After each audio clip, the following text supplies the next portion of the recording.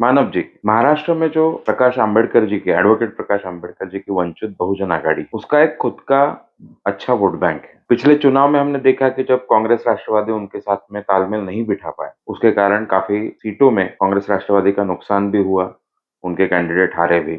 ऐसा होकर भी अब 2024 में भी हमने बातें सुनी कि वो साथ में आ रहे हैं। अब महाविकास आघाड़ी है जिसमें उद्धव ठाकरे जी की शिवसेना भी जुड़ चुकी है। ये जो महाविकास आघाड़ी है, वो फिर भी वंचित बहुजन आघाड़ी को साथ में नहीं ले पाई और आज दिखता है कि दोनों अलग-अलग लड़ रहे हैं। इसमें किसकी गलती है? ये क्यों हुआ, आपको क्या लगता है? इस समय के इलेक्शन बहुत अलग ढंग के इलेक्शन है। सीधे सीधे इस देश में लोकतंत्र टिकेगा टिकेगा नहीं, जो कॉन्स्टिट्यूशन इतने मेहनत से इस देश में तैयार हुई वो कॉन्स्टिट्यूशन रहेगी नहीं रहेगी, ये सवाल खड़ा करने वाला ये इलेक्शन है। मुझ जैसे कई लोगों को ऐसा लगता है कि ये आखिरी का शायद इलेक्शन होगा। अगर 2024 में मोदी जी फिर से चुन के आए तो शायद इसके आगे इस ढंग के कोई इलेक्शन इस देश में नहीं होंगे और सीधे सीधे इस देश में डिक्टेटरशिप आएगी। और केवल डिक्टेटरशिप नहीं आएगी, डिक्टेटरशिप आने का मतलब ही सीधा सीधा कॉन्स्टिट्यूशन खत्म होना है, लेकिन कॉन्स्टिट्यूशन को पूरी तरह बदला जाएगा और हो सकता है कि मनुस्मृति के आधार पर ये देश आगे काम करना शुरू करेगा। तो इसलिए ये बहुत ही महत्वपूर्ण चुनाव है। इसलिए वंचित की आज तक की भूमिका, वंचित यानी प्रकाश आंबेडकर जी, इनकी एक पॉलिटिकल आघाड़ी है, उसकी भूमिका आज तक की और आज की इसमें जमीन आसमान का अंतर होना चाहिए था। लास्ट चुनाव में 2019 के कांग्रेस के साथ में और राष्ट्रवादी के साथ में वंचित आघाड़ी का तालमेल करने का बहुत प्रयास किया गया, वो सफल नहीं हुआ।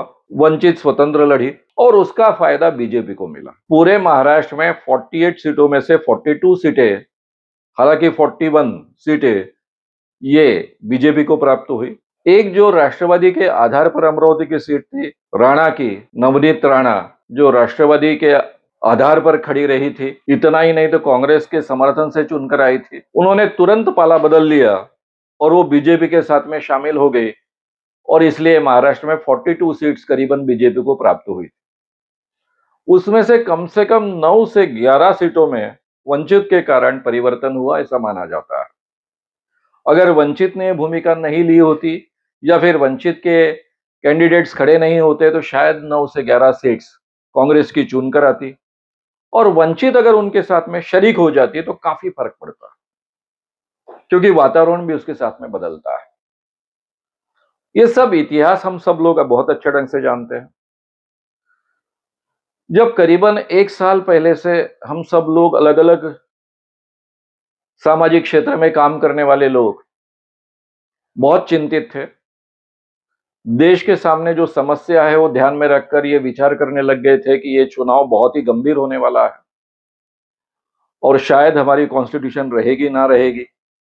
हम इतने सालों से जिसके लिए काम कर रहे हैं वही देश हमारा उस ढंग का रहेगा नहीं रहेगा, तो इसलिए अलग ढंग से हमने सोचना चाहिए। और करीबन 1 साल पहले हमने ये तय किया था कि इस समय में बीजेपी पराभूत हो, इस ढंग का निर्णय हमने लेना चाहिए। इसलिए जो भी हिस्सेदारी हम ले सकते हैं हमने लेनी चाहिए और इसी निर्णय के साथ में, ये निर्णय एक बार होने के साथ में, यानी मेरे संगठन में ये निर्णय हुआ, उसके बारे में हमारे 4 मीटिंगें हुई। उसके साथ में एक हमारा एक शिविर भी हुआ, कैंप हुआ, उसमें ये सब चीजें तय की गई और उसके बाद में मैंने सभी कांग्रेस के नेताओं से लेकर सभी पॉलिटिकल पार्टीज के नेताओं के साथ में मिलना जुलना शुरू किया। मैं प्रकाश आंबेडकर जी से भी मिलना चाहता था, हालांकि रामदास जी आठवले मेरे बहुत अच्छे मित्र हैं, जोगेंद्र कवाड़ी जी भी बहुत अच्छे मित्र हैं। लोग कहते हैं कि प्रकाश आंबेडकर जी भी आपके मित्र है, लेकिन प्रकाश आंबेडकर जी को मित्र है ऐसा कहने की हिम्मत कोई कर नहीं पाएगा भारत में, ऐसा मैं मानता हूं।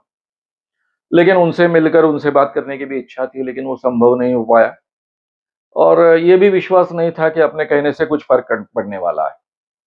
लेकिन मैं कांग्रेस के सभी बड़े नेताओं से मिला, राष्ट्रवादी के बड़े नेताओं से मिला,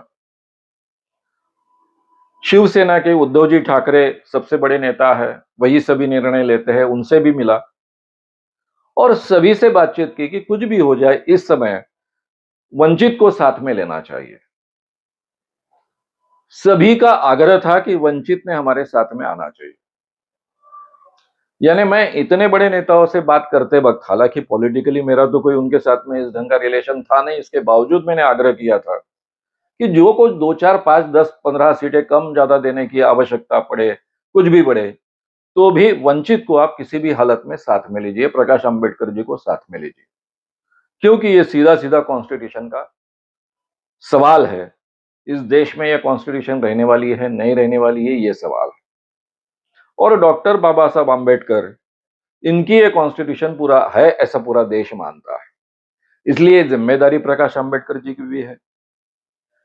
मैंने करीबन इस वातावरण निर्मिति के लिए 30 के ऊपर सभाएं ली हैं। ये 30-31 जो सभाएं पूरे अभी विदर्भ में और महाराष्ट्र में मैं ले रहा हूं, उसमें मैं हर जगह यह आह्वान करते आया हूं कि वंचित और ये आघाड़ी साथ में मिलकर लड़े।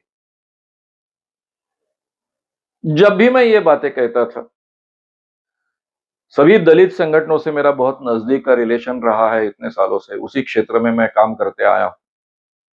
मेरे अंधविश्वास के काम में सभी दलित संगठनों का बहुत ही अच्छा सहयोग रहा है, उनका योगदान रहा है और बिना शर्त योगदान रहा है। इसके लिए मैं हमेशा उनका आभारी रहा। प्रकाश अंबेडकर जी के संगठन का भी हमेशा योगदान रहा है। इसका इतना संबंध होने के बावजूद मैं हर मेरे व्याख्यान में जाहिर आह्वान करता था वंचित के कार्यकर्ताओं को, और कई जगह तो वंचित के ही कार्यकर्ता आयोजक थे, कि आप किसी भी तरह प्रकाश अंबेडकर जी पर ये दबाव डालिए कि वो आघाड़ी के साथ आए और सब मिलकर बीजेपी के खिलाफ चुनाव लड़े। लेकिन मैं आपको बात कहूं, ये मैं कहता था लेकिन मुझे मालूम था कि ये होने वाला नहीं। ये केवल मुझे मालूम था ऐसा नहीं है, सभी पॉलिटिकल लीडर्स को मालूम। अब उन्होंने जो अपने शब्दों में कहा है वो तो जाहिर तरीके से बोलना उचित नहीं है, क्योंकि प्राइवेट में कही हुई ये चीजें हैं।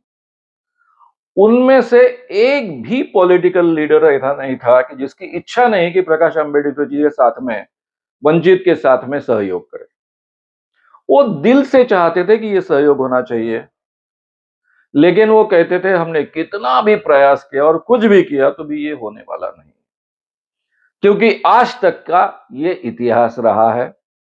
अंदर की बहुत सी बातें उन्हें पता थी, वो भी उन्होंने बताई। पहले से भी मैं बहुत सी बातें पहले से जानता हूं। इतना ही नहीं तो मैं जब भी ये बात कहता था जाहिर सभाओं में, तो मेरे कई सामाजिक क्षेत्र के साथी, दलित संगठन के साथी मुझे मैसेज भेजते थे कि मानव साहब आपकी कितनी भी इच्छा हो लेकिन प्रकाश अंबेडकर जी कभी भी ये इंडिया के साथ में नहीं आएंगे, वे स्वतंत्र लड़ेंगे, वो बीजेपी को मदद करेंगे। और ये आज नहीं, ये इंडिया आघाड़ी के लिए मैं जो प्रयास कर रहा था कि महाराष्ट्र में ये सब लोग साथ में आए, उसके पहले से कहते थे। और ये सब प्रयास क्या हुआ सब हम देख रहे हैं।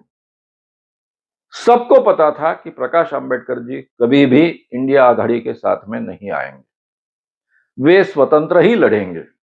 उनको कोई इंटरेस्ट नहीं उनके 4-5 एमपी चुन के आए। यानी मैं जाहिर व्याख्यान में आह्वान करता था वंचित के लोगों को कि आप कल्पना कीजिए आपका एक भी आदमी आज तक एमपी कर चुनकर नहीं आया है। जो आया है वो एमएम का है, आपका तो आया नहीं है। इसलिए अगर आपका कोई आदमी चुन के आया है इसके पहले, तो वो केवल शरद पवार जी के साथ में आपने जब कोलैबोरेशन किया था कांग्रेस के साथ में तभी आए थे, और तब 4 लोग आए थे। यानी केवल प्रकाश अंबेडकर जी, रामदास जी आठवले नहीं थे, और भी 2 लोग आए थे। तो ये 4 लोग तब चुनकर आए थे, तभी ये संभव होगा, अन्यथा ये संभव नहीं है। और दोनों की विचारधारा एक है। ये कॉन्स्टिट्यूशन केवल बाबा साहब आम्बेडकर जी की नहीं है, ये कॉन्स्टिट्यूशन पंडित जवाहरलाल नेहरू, गांधी जी की, कांग्रेस की और बाबा साहब आम्बेडकर जी की कॉन्स्टिट्यूशन है। इसलिए दोनों ने विचारधारा तो एक ही है, अंतिम उद्देश्य भी एक ही है। इसलिए दोनों ने साथ में आना, सही माने में आना चाहिए, इसकी आवश्यकता है। लेकिन इसके बावजूद ये आज तक संभव नहीं हो पाया। लेकिन अब पहली बार ये संभावना हो सकती है।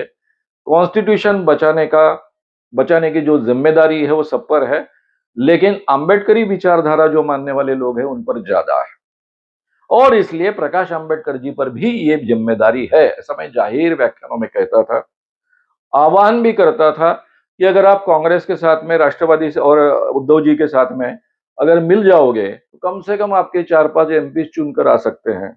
पहली बार शायद 4-5 एमपीज वंचित के जाएंगे, संसद में जाएंगे, और फिर आपको जो भी बार्गेन करना है वो विधानसभा के लिए कीजिए, तब ज्यादा लोग आपके चुनकर आ सकते हैं। हो सकता है 25-30 लोग भी आपके एमएलए बन सकेंगे, और इस महाराष्ट्र का मुख्यमंत्री कौन रहेगा ये तय करने का अधिकार आपको प्राप्त होगा।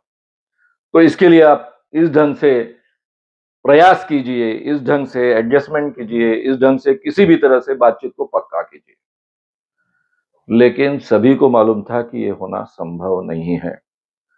प्रकाश अंबेडकर जी ने आखिरी तक उनको कितनी सीटें चाहिए ये कहा नहीं। शरद पवार जी और उनका बिल्कुल, क्योंकि हमेशा प्रकाश अंबेडकर जी शरद पवार जी के बारे में कुछ भी बोलते थे, बहुत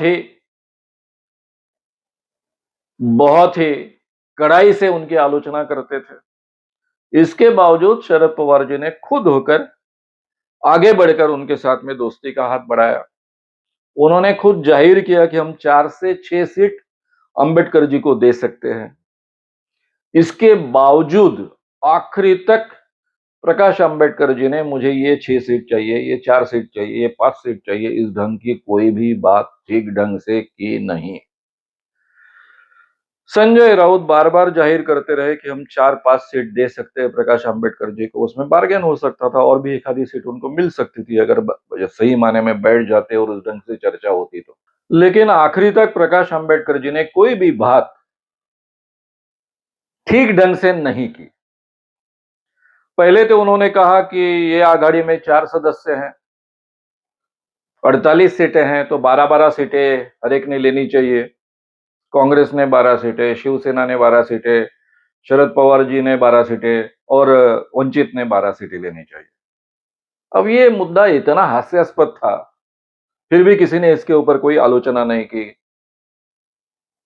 उसके बाद में उन्होंने और एक बात कही, और वो बहुत बड़ी हास्यास्पद बात उन्होंने कही। उन्होंने कहा कि पहले ये 3 पक्ष अपनी अपनी सीटें बांट ले, फिर मैं जो सीटें चाहिए उनको मैं मांगूंगा। अब कोई भी आघाड़ी में इस ढंग से सीटें तय नहीं होती। एक एक सीट के लिए बार्गेन चलता है, क्योंकि उनको अपने कैंडिडेट संभालने होते हैं। एक बार अगर कोई पार्टी तय करती है कि वो इतने सीटें लड़ेगी, अपने लोगों को वो कहेंगे आप तैयारी कीजिए, और उसके बाद में अंबेडकर जी वहां अपने सीट मांगेंगे और वो सीट को वो अपने लोगों को कहेंगे कि हमने कहा था आपको खड़ा रहना है, लेकिन अभी आपको तैयारी वगैरह की आपने सब, लेकिन अभी नहीं करना है क्योंकि अभी वो सीट अंबेडकर जी को देनी है। ये तो असंभव सी चीजें है, ये पॉसिबल नहीं। पूरे 48 सीटों में एक आधे सीट के बारे में ऐसा हो सकता है, लेकिन उनका जो कहना था कि हर एक ने अपनी अपनी सीट बांट ले, फिर मैं उनको मांगूंगा जिनकी जो सीट मुझे चाहिए। मुझे लगता है कि ये कांग्रेस वालों की सीट है तो कांग्रेस वालों को मांगूंगा, फिर मुझे ऐसा लगता है तो शिवसेना वालों को मैं मांगूंगा, मुझे लगता है तो शरद पवार जी को मैं मांगूंगा।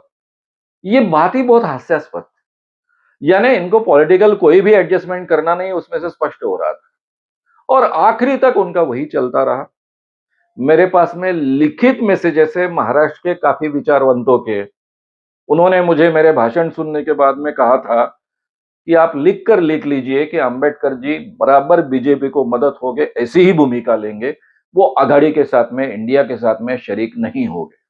और ये बहुत पहले से कह रहे थे वो, यानी ये सब चर्चाएं चल रही थी उसके पहले से कह रहे थे, और मुझे भी अंदर से मालूम था कि यही होने वाला है। उसका कारण ऐसा है कि अंबेडकर जी, प्रकाश अंबेडकर जी केवल अंबेडकर बाबा साहब का नाम का उपयोग कर कर अपना उल्लू सीधा करते हैं। उनको सही में ऐसा नहीं लगता है कि हम में से कुछ लोगों ने एमपी बनने चाहिए, हम में से कुछ लोगों ने एमएलएज बनने चाहिए।